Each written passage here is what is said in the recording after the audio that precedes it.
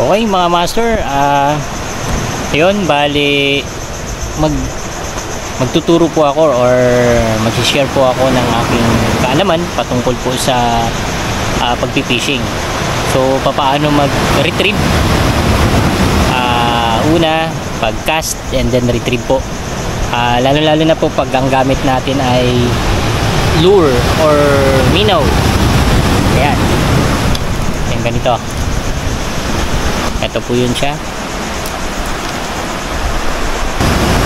Short casting, check natin yung paligid natin, tapos yung una yan, yung area, yung spot natin. Check natin kung yan ba, okay ba pagcast, paghagisan o pagcastingan. Kasi minsan pag magkakast tayo po, pwedeng may mga pagsasabitan ng lure natin, tulad na lang ng puno. Yan o. Yan, kung ganito yung spot mo, may mga puno na ganyan, so konting ingat lang dahil po pwedeng sumabit po yung ating lure sa mga ganyan. And then pangalawa, yung yan, batuhan, delikado minsan, lalo na pagbasa. So pag magkakast po tayo dyan, kailangan doble ingat dahil po pwede tayong madulas, no? Mapinsala tayo. So yan. So ngayon master, babahagi ko po yung aking kaalaman patungkol po sa pagpipishing, paano mag-casting and then retrieving ng lure na gamit-gamit ko. So syempre iba-iba naman din po yung ating mga technique. Isi-share ko lang po kung paano yung technique ko sa pag-cast and retrieve ng minnow po, no? Yung ganito. So tara mga master, ang puno. So ayan, mapapansin po natin may sagabal. So hindi tayo po pwedeng maghagis ng pagganon. So po pwedeng sumabit po yung lure natin sa puno. So ang bato natin pag ganito, pa-slide, no? So paano nga ba? So una, syempre bago mag-cast tayo, check natin yung drag natin, drag ng ating reel, kung tama lang ba yung sikip, yung higpit. Kasi minsan kung mahigpit po yan, kagatan ka ng malaking isda, pwedeng putulin niya agad yung inyong line, no? So check natin, okay naman. Then ipit natin yung line. Yan, ganito, ipit ang line. Yan, ipit ang line. Then open natin yung bail. Ganyan. So then bago po tayo saglit lang mga master, yung dulo, di ba may dugtungan po tayo doon, dugtungan ng leader line tsaka ng braided line. Dapat lumagpas po doon sa ring guide po natin, para sa ganun hindi sa gabal pag magkakas tayo, hindi nagasabit-sabit, no? So cast tayo, tingin muna sa likod, baka may sabitan, then tingin doon na sa magkakasan. Yun. Then close yung bail, then retrieve dahan-dahan. Okay, dahan-dahan ang retrieve. So po pwede rin na tuloy-tuloy yung retrieve mo, slow retrieve, na tuloy-tuloy. Yan, kasi nga dahil mabato dito. Check natin, then ipit. Yan. Okay, retrieve dahan-dahan. Baka may mapagsabitan.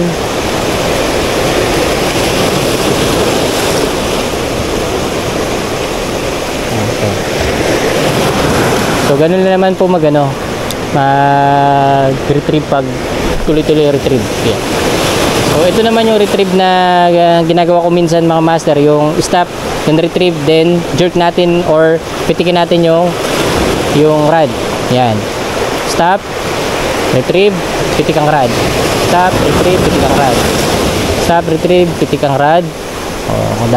Sama na yung sama na yung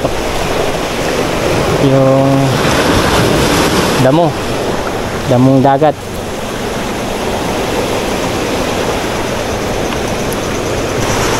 So yan, check natin yung lure.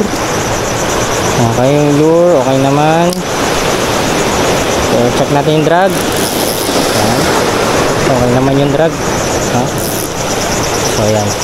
So palagpasin muna natin mga master yung yung dulo ng pinagdugtungan ng leader line tsaka ng braided line doon mismo sa ring guide. Sa ganun, pag mag-cast po tayo, hindi po sagabal, no?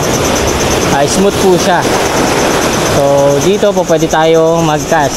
So tingin muna sa likod kung may sasabitan, then cast. Ayan. So dyan, palubugin muna natin yung lure natin ng mga 5 seconds, then retrieve, dahan-dahan. Okay.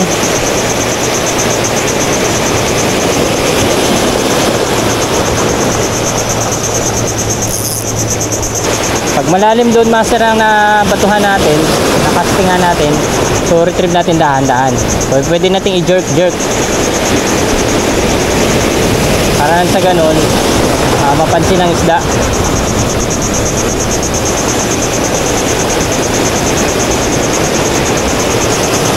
So yan mga master, pag malapit na po sa inyo, retrieve nyo na dahan-dahan. And then pag malapit naman sa mga bato, retrieve mabilisan.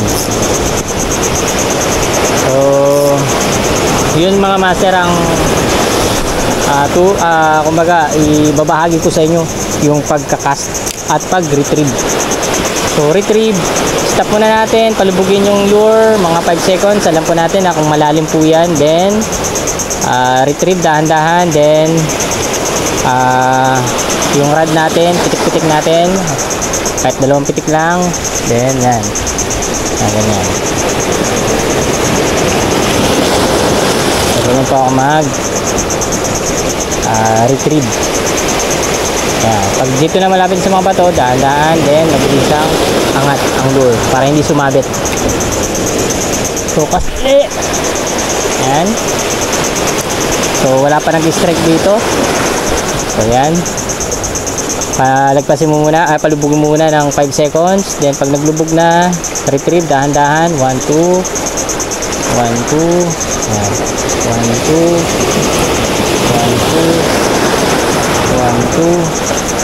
1, 2 retrieve, 1, 2 retrieve, 1, 2 retrieve, 1, 2 retrieve.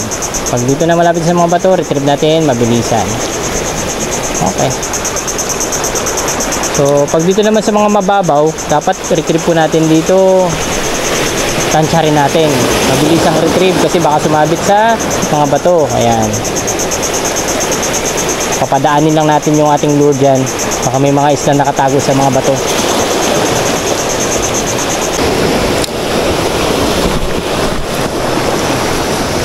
So ito yung aking lure mga master.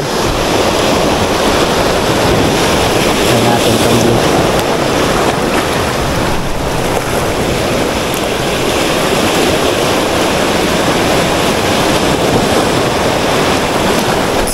Fish on.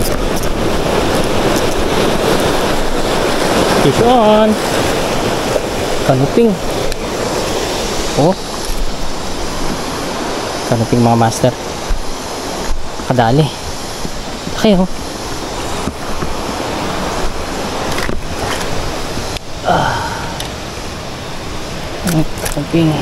Kanuping mga master oh. Dali pang kanuping. Okay. Relax, relax.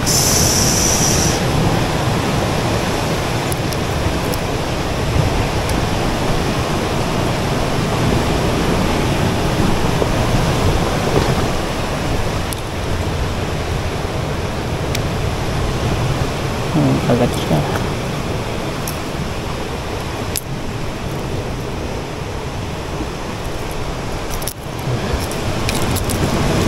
Effective ang blue ah.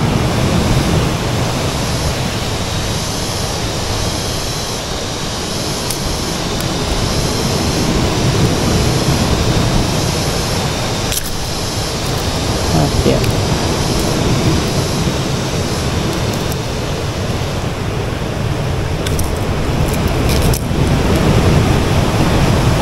Labas na yun.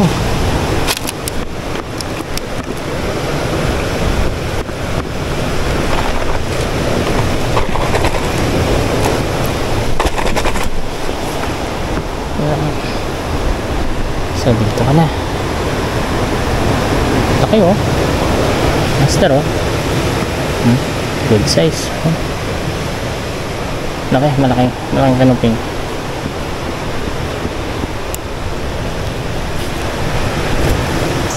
So depende po sa bigat ng ating lure na gagamitin. So maano rin natin yan, mararamdaman din natin yan pag naikast na po natin, lumubog po sa tubig, and then sa retrieve po natin kung okay ba yung galaw niya sa ilalim. So yun, ginagamit natin ito karaniwan ay sa mga shore casting. So pwede naman din natin gamitin sa ibang spot, pero mas maganda po gamitin po ang mga sinking minnow na 7 grams below ay sa mga medyo shallow or medyo mababaw, no? Isa po yan na kumbaga attractive po dyan yung mga isda po, tulad na lang po ng emperor fish. Ito yung nahuli ko. So kanina ang gamit ko pong minnow ay lutak din pero kulay blue, no? Parang blue sardines po yun. So yun, depende rin po sa kulay ng lure na gagamitin natin, kung ano po yung ating trip na gamitin, o pwede naman. Depende rin po kung spot ninyo, kung ano ba yung magandang kulay para attractive po sa mga isda. So may mga ano po yan, may mga pinagbabasihan po yan kung okay ba itong lure na ito sa spot na ito. So karamihan ng mga anglers ganyan po. So sa akin, sa experience ko lang po, no? As hindi naman po talaga ako professional na ano talaga na angler, by my experience, so napansin ko sa dami-dami ng mga lure na ginagamit po natin, so talagang may mga pansining lure talaga yung kulay, so ang kagatin. At syempre ganun din sa spot na pagpipishing natin. So kung spot naman po ay productive, maraming isda, talagang kahit anong lure po yan, kakagatin nila, no? Lalo na kung ang mga isda po dyan sa spot na yan ay talagang gutom na gutom.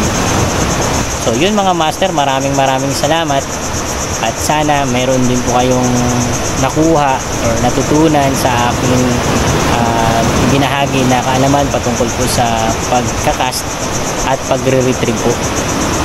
Lalo na yung gamit nating lure ay yung sinking minnow, no?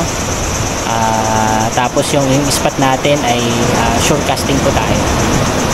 So yun mga master, sa sunod po natin na video, try natin or ibabahagi ko po sa inyo kung paano ko ano ba yung ginagamit ko pag sa boat casting naman.